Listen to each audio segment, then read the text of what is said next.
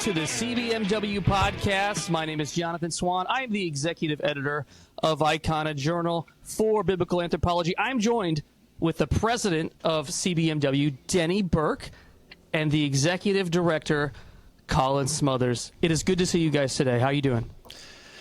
Man, I am really excited to be here. I am filled full with energy after having been sick for a week. So I am ready and loaded to bear. Denny is on the mend, and I caught whatever he got last week. So, Come on, I'm Colin. feeling a little stuffy, but you know what? I'm happy to be here. Great. Well, guys, it continues to rain executive orders, and I have one question for you. Are you tired of winning? Yeah, you might think that people are. I feel duty bound to tell our listeners, okay, look, we're not turning into a politics show. That is not what we're going to be here. But my goodness, have we ever seen a time that more relevant major public policy changes have been coming down that are relevant to what we do here at CBMW? I mean, we talk about manhood and womanhood all the time. We've been sounding the alarm against the transgender error that's been going across the nation. And now we're actually seeing the federal government hand down policies consistent with common sense and rationality. I mean, it's unbelievable. So yeah, we're going to be talking about these because it's really important and it's really going to affect people's lives.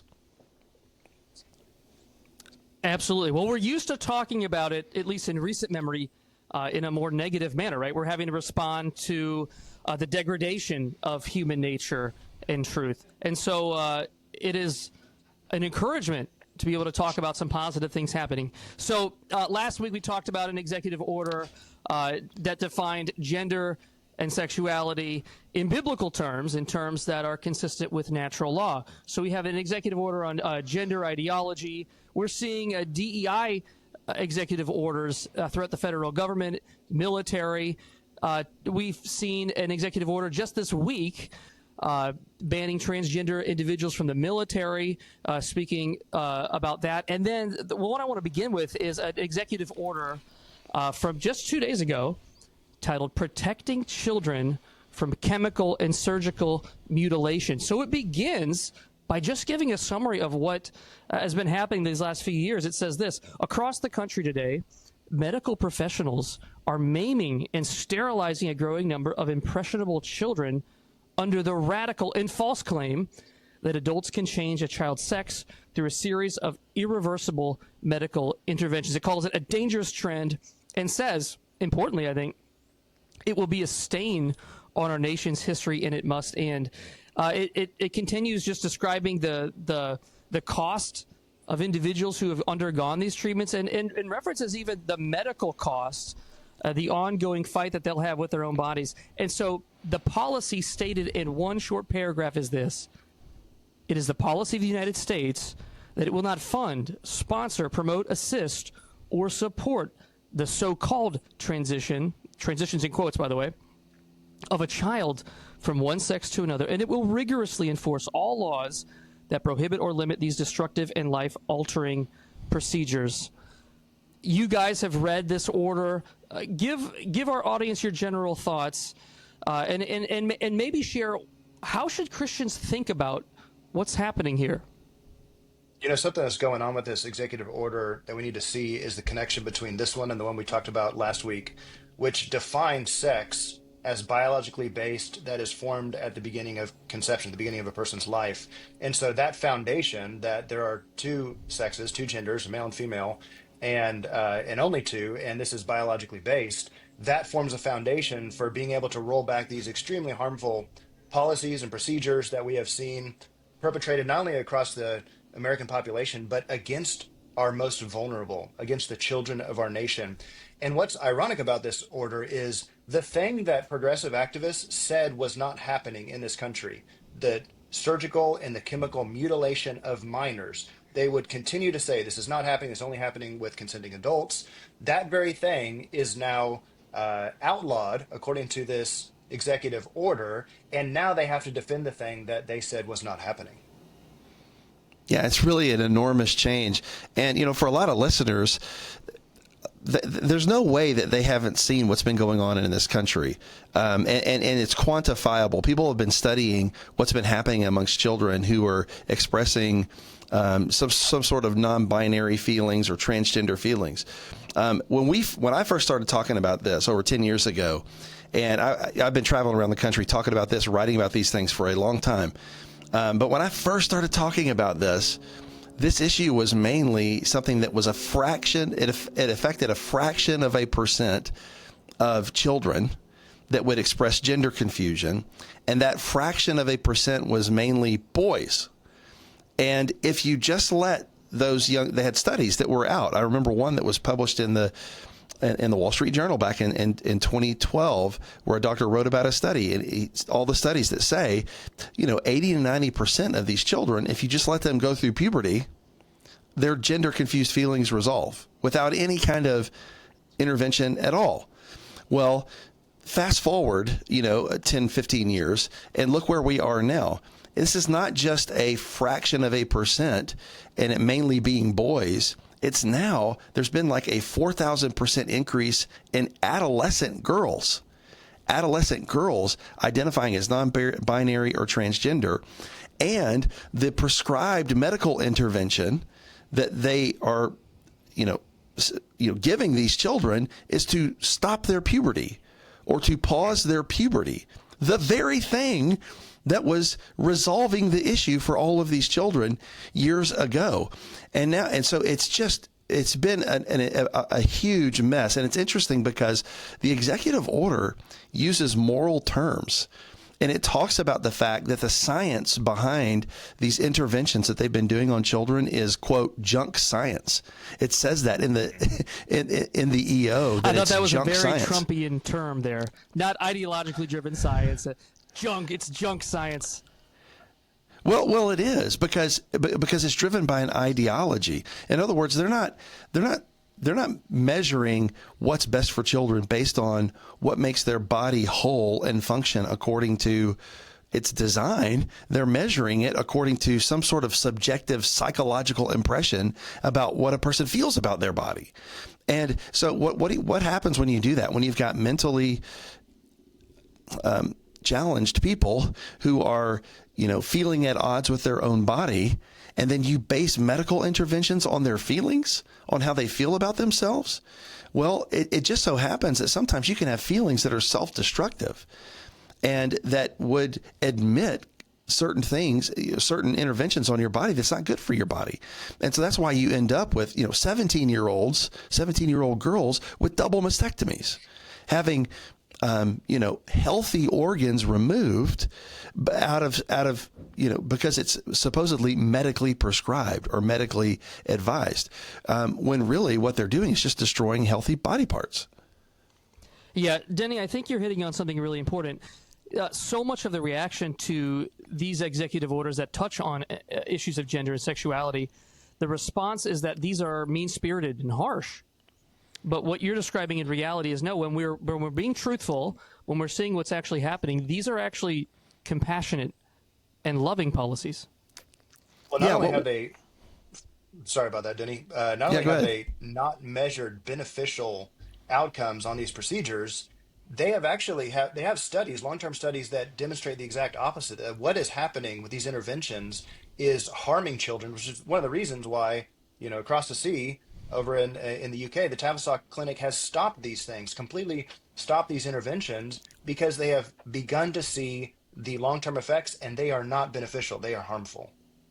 Absolutely. I mean, if you pause somebody's puberty, they're already showing that a lot of these children who are growing up with their puberty paused, well, guess what? Their bones aren't growing like they were supposed to through puberty.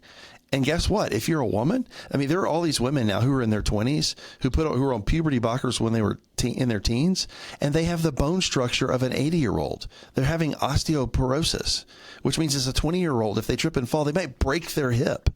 And so all of these medical authorities, in particular, the World Professional Association of Transgender Health, sometimes it's the acronym WPATH, they've been putting out all of these, guidelines for treating people with gender dysphoria, and telling them that all these things are completely reversible. It's not true. It's not true. And a lot of these children who are now coming of age are testifying to that some of the things that were done to them when they were younger, they can't be undone. It's like Humpty Dumpty, can't be put back together again. And it's just really tragic and sad. And so these public policy documents, these executive orders are recognizing that and saying it in plain terms, which is just a breath of fresh air and common sense that we have been lacking for a long time. Well, here's something that I want to point out. I'm thankful that we live in a society that still recognizes that minor children cannot consent to sexual activity with adults, right? I mean, thankfully, that's still the prevailing cultural feelings that minor children cannot consent to sexual activity. In what universe then can a minor child consent to an adult to change their sexual capacity, to damage it, to make it impossible for the rest of their life? How in the world are we thinking, or were we thinking, that a child could consent to that kind of intervention that not only affects their long-term sexual capacity, their procreative capacity, their capacity to be able to marry and have children? We're talking about medical and chemical surgical interventions that have irreversibly damaged these children. And I am just waiting for those lawsuits to just keep coming and coming and coming. That's one of the things that this executive order actually makes way for. It makes way for policy, legislative policy from Congress to be able to be written to make these legal challenges a possibility. Yeah, and I would say it's in Section 8 of this EO in Part D. I'm going to read from this, okay? Please, everybody, don't let your eyes roll in the back of your head. Just listen to this, okay?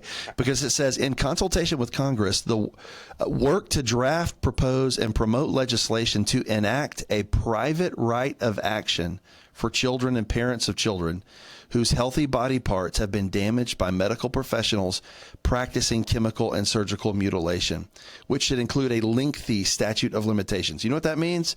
It means they want to have federal legislation guaranteeing that you can take these people to court who destroyed your healthy body. And it doesn't matter who it is, a doctor, a hospital, whatever. You should be able to have some sort of a legal recourse to sue them and to get damages. Now, you say, well, that'll never make up for what they lost. That's true. But guess what? We're not going to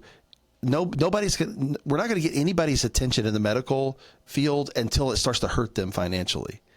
Until they start losing some court cases, big, like in the millions and millions of dollars, they're not going to stop doing this stuff because they're making money off of it. And if you go to your average gender clinic, they're going to shoehorn these kids into quote unquote gender affirming care procedures within 20 to 30 minutes. There's story after story of them doing this. And they're not going to stop doing this until it hurts them financially. And when it costs them, that's when things are going to change. By the way, that's how it changed in the UK. In the UK, there was a girl named Kira Bell who won a court case against their national health care. Now, I think it was overturned on appeal, but guess what? It got everybody's attention, and they stopped doing what they were doing with the gender affirming care. You know, Denny, in that section just below what you just read, it speaks to what Colin was talking about, which is child consent to be able to take on these procedures. We have these so-called sanctuary states that are welcoming children whose parents aren't letting them transition, and they're allowing them to do that in their state. This executive order is calling on the Department of Justice to do investigations and to end what they call child abusive practices. You know, I know of one case, at least, of a father whose children were basically taken by their mother to the state of California, and he fought this tooth and claw all the way to the courts, and the judge sided with the mother to be able to begin the transition process with these two young children, and the father against the father's will. And what this executive order does is puts the executive branch on record that those kinds of interventions, these harmful interventions, are no longer going to stand, and they're going to take the side of the parent who is actually thinking about the long-term harms and the long-term care of their young children. That's right. Yeah, it's really astonishing, though, that they have these so-called sanctuary states. So that if a child somehow gets away from his parents and goes to one of these sanctuary states, the state will basically enable them against the parents' wishes to go through these medical procedures. It's really terrible, and it's a threat to parental rights, and I'm glad this EO addresses it. That's right. Well, brothers, we've reached the end of our time today. Thank you so much for this conversation.